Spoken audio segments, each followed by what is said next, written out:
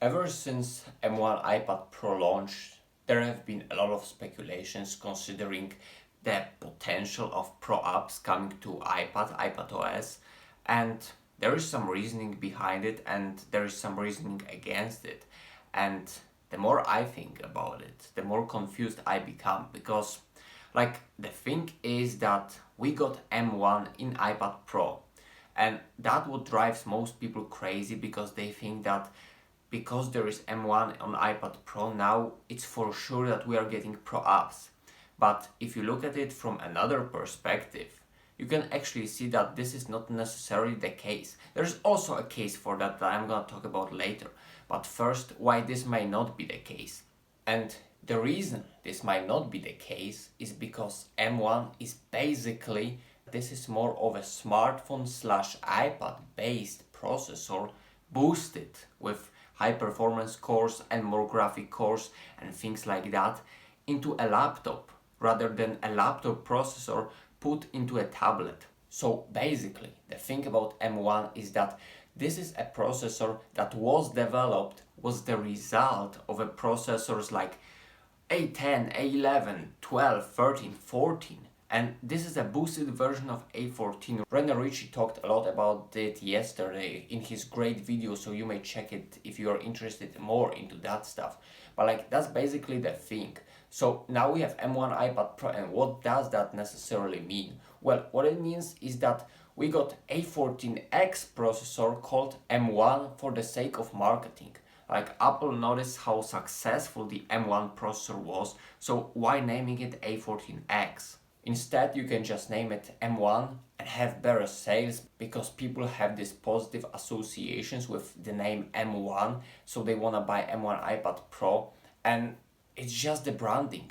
Also, another thing is that suddenly people think that because maybe of M1 and 8 gigabytes of RAM, iPad Pro will be able to run Final Cut, Logic Pro and apps like that. But why couldn't 2020 iPad Pro run those apps? I mean, it had enough power. It's not about M1 because M1 is more of a next generation of A12Z. And if you don't believe me, if you think that I'm talking nonsense, just check the Apple WWDC 2020. They literally wanted to show off the power of their own silicon. So what they did was that they put A12Z with 16 gigabytes of RAM into a MacBook or Mac or a computer, whatever, and they run Final Cut Pro on this. So M1 is not necessarily the thing that's gonna make Apple push the Pro apps. Other things are I'm gonna talk about them a bit later. But the M1 and RAM, that itself doesn't mean much. Since if they push it to iPad, the 2020 model is gonna be able to run it, the 2018 model is gonna be able to run it. So they are not gonna limit those apps only to one individual product. But with that being said, there are also some arguments that indeed they are gonna do it, they are gonna put Pro apps into that iPad Pro. And the first is that they put M1 processor into iPad Pro and rebrand it as M1. So maybe, just maybe, they wanna do the thing with the lineup that iPad can run MacBook apps and MacBook can run iPad apps. And that will make sense since their products will have much more versatility, and Apple knows that if you're an iPad fan, you're just gonna go for iPad no matter what. And if you're a MacBook fan, you're just gonna go for MacBook no matter what. And some people are gonna get both. So they know that pros who wanna use, for example, Final Cut Pro on iPad Pro are likely to get 12.9-inch model with maybe 1 or 2 terabytes of storage plus Magic Keyboard plus extra accessories, and that is gonna be a lot of money. So that will make sense for them to introduce those apps to iPad Pro because that will make them a lot of money.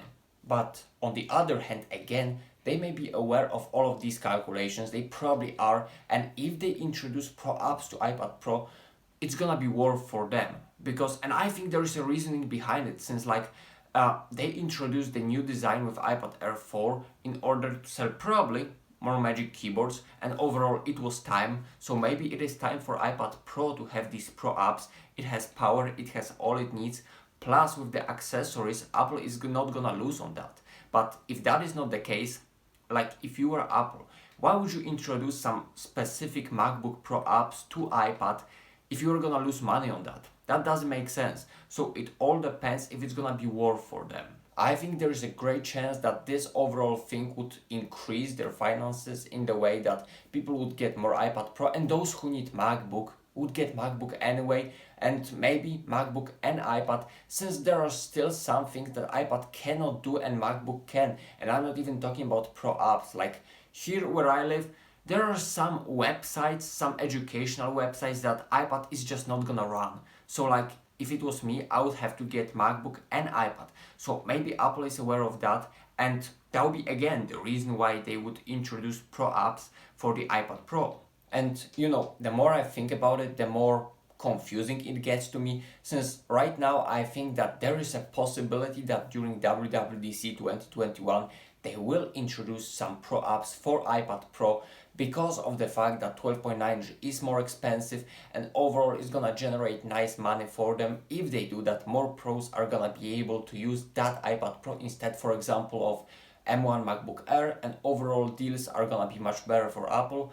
But you know, nobody can tell, time can tell. But yeah, as for now, I think there is a possibility and probability that we are getting those pro apps, but don't quote me on that, since there were a lot of speculations a year ago that we are gonna get Final Cut Pro, since Apple pushed that A12Z MacBook or whatever that was and showed Final Cut on that. So there is a possibility, but if they do that, they are gonna introduce it to another models as well, and RAM is not gonna be a limitation. Like, think about it.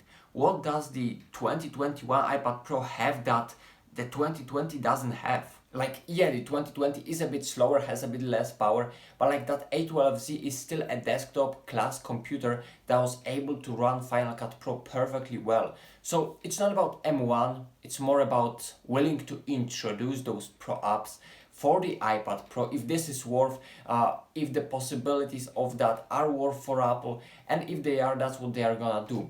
And are they?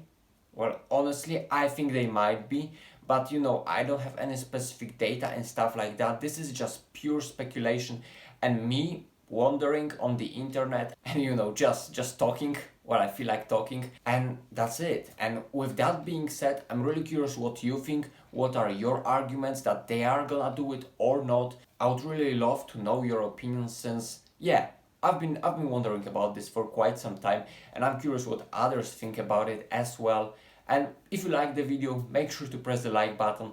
If you wanna subscribe and build this channel together with me, welcome.